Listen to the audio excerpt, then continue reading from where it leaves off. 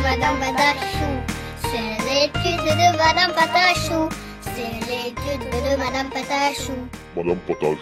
Bonjour à tous, c'est Madame Patachou. Aujourd'hui je vous retrouve dans un nouveau tutoriel, mais cette fois-ci pour faire un chouvan tout chocolat. Si ce tuto vous intéresse, restez avec moi. Pour commencer, vous allez prendre du carton style boîte de céréales. Vous y dessinez ce patron, n'hésitez pas à mettre pause ou à revenir en arrière avec ses dimensions.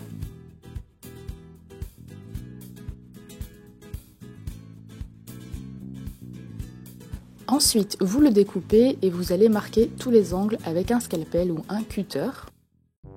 Donc ça va aider à bien plier droit et correctement.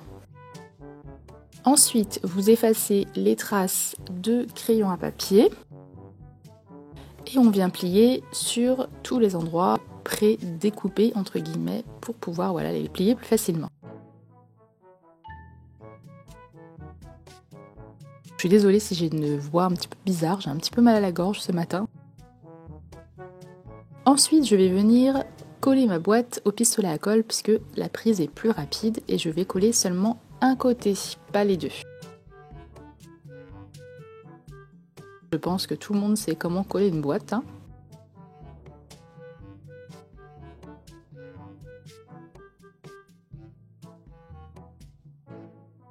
Donc on prend bien soin de coller toute la boîte, on n'oublie pas le rabat, le petit rabat qu'il y a sur le côté, mais on ne colle pas l'autre extrémité. Enfin vous pouvez, mais le souci c'est que vous ne pourrez pas mettre votre gâteau à l'intérieur ensuite.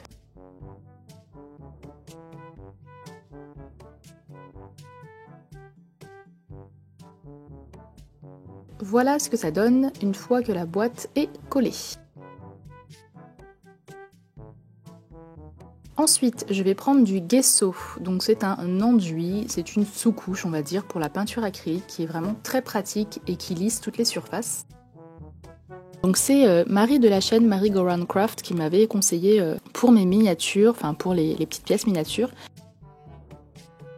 Et du coup je me suis dit que j'allais l'utiliser sur ce carton puisqu'il était déjà coloré et que ce serait plus simple pour avoir une couleur fidèle et plus vive par la suite, ce qui a fonctionné. Vous trouvez ça en magasin de loisirs créatifs au niveau de la peinture il me semble. Je ne sais plus, parce que c'est en fonction des magasins c'est différent. Si vous ne trouvez pas, demandez à quelqu'un du gesso tout simplement. Ça sèche en plus assez rapidement. Donc à l'intérieur j'en remettrai par la suite puisque c'est un petit peu moins opaque. Et je passe ensuite à la peinture de base, à savoir le jaune. Donc j'en mets partout sauf à l'intérieur.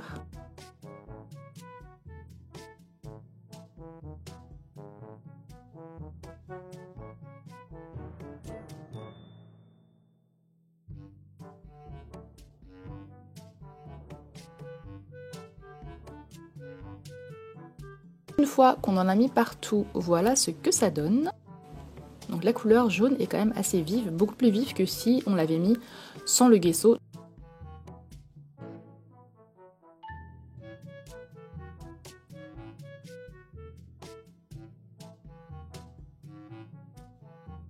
Ensuite, je fais tous les détails de la boîte. Donc j'ai pu remarquer qu'il y avait un espèce de soleil en fond. Et ensuite, je fais mes tranches de chouvan tout chocolat. Donc si vous vous demandez pourquoi je mets toujours chou dans le nom des marques comme ça, et bien c'est tout simplement puisque c'est par rapport à pâte à choux, le chou, voilà, j'aime bien l'ajouter. Donc vous pouvez remarquer ça dans quasiment tous ces genres de tutos. Et en ce moment, je suis dans les gâteaux préférés de mes enfants. Donc la dernière fois, c'était les chouap et maintenant, c'est les chouvan.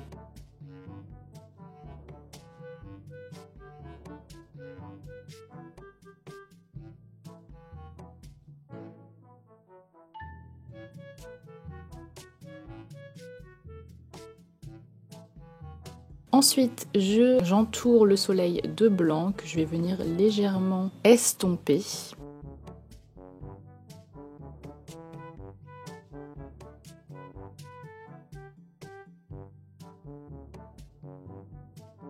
Je viens faire des petits traits comme ça, des espèces de nuages, j'ai l'impression.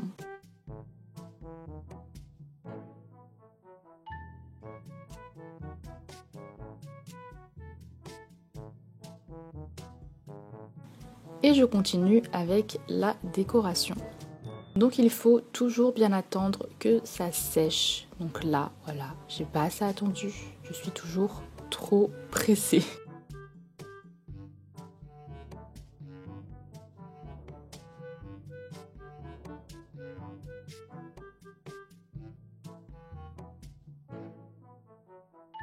Ensuite, je fais les petits chocolats que je viendrai finaliser ensuite.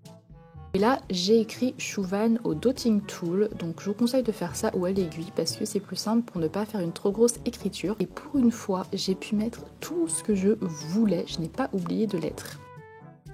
À savoir que pour ceux qui me suivent sur ma chaîne de vlog, j'ai eu une mésaventure. Si vous voulez en savoir plus, allez sur Patachou's Life.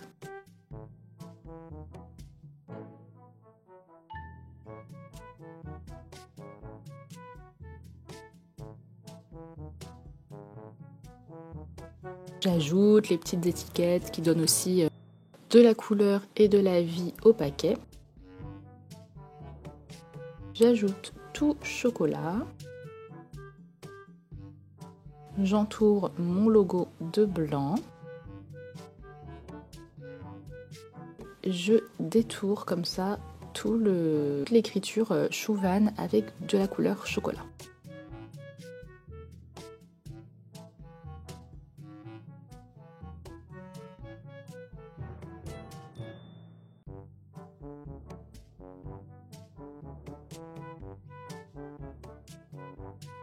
Ensuite, je fais les détails pour qu'on voie bien les tranches. Donc j'ai ajouté plein de petits points noirs et j'ai détouré les tranches en noir pour vraiment les dissocier et qu'on puisse bien reconnaître que ce sont des tranches à chaque fois.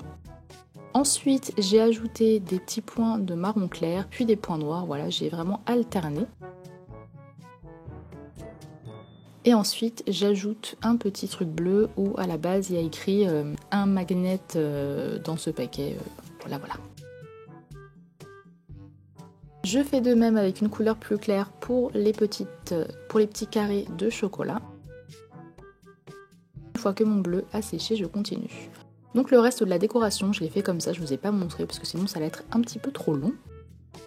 Et je passe tout de suite à mon cake au chocolat. Donc je prends du marron avec un peu de noir, que je mélange ensuite à du translucide à part égale. J'en fais une grosse boule, puis un boudin. Le boudin doit correspondre à peu près à la boîte, surtout en hauteur, c'est très important, et en largeur aussi pour que ça puisse rentrer. Et ensuite, on vient lui donner forme. On vient le texturer avec la brosse à dents, donc j'ai passé énormément de temps sur ce cake puisque je voulais vraiment qu'il soit joli et la texture du cake comme ça en entier n'est pas si simple à faire. Je vous l'assure, ça prend vraiment du temps pour avoir quelque chose d'assez réaliste et qui ressemble vraiment à un gâteau. Donc ensuite avec du papier alu, je viens faire ma base de rainure et là où je vais le plus texturer sur mon gâteau. Donc c'est assez aléatoire.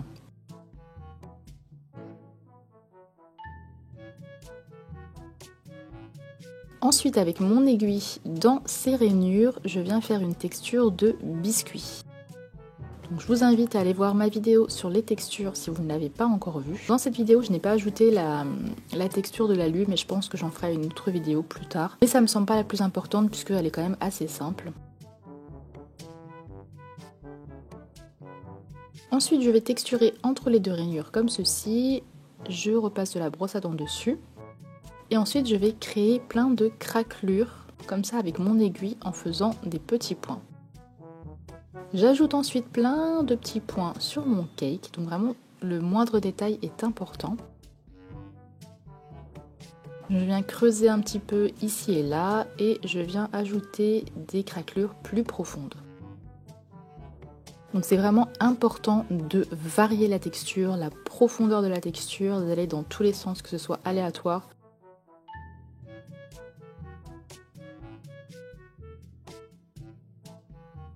Une fois qu'on a terminé, on le met 30 minutes au four. Ensuite, je prends un morceau de papier aluminium que je plie en deux pour qu'il soit un peu plus solide. Mon gâteau a vachement foncé à la cuisson, mais bon, c'est pas grave.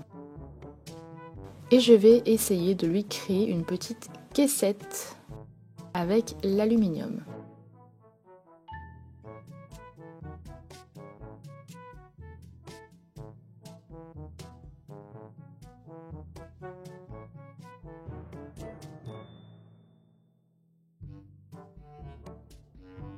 Ensuite, je prends un emballage plastique assez épais que j'ai récupéré d'un emballage de boîte de 50 ans Fimo que j'avais dans mon placard. Et je viens faire la même technique que pour le chou-up pour coller le plastique. Donc c'est un petit peu plus compliqué parce qu'il est un petit peu plus épais, mais ça colle quand même.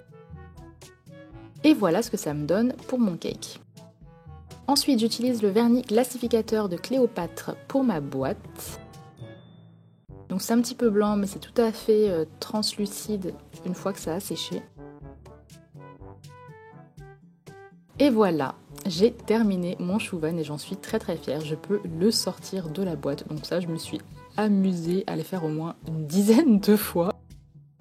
Ne m'en voulez pas, mais je pense que vous ferez la même chose quand vous aurez fait ce tuto. J'ai pu ensuite l'ouvrir pour faire comme si j'allais le couper et le sortir de son emballage. Voilà, j'espère que ce tutoriel vous a plu. Je vous dis à la prochaine pour un nouveau tuto. Je vous laisse avec vos photos. Je vous embrasse.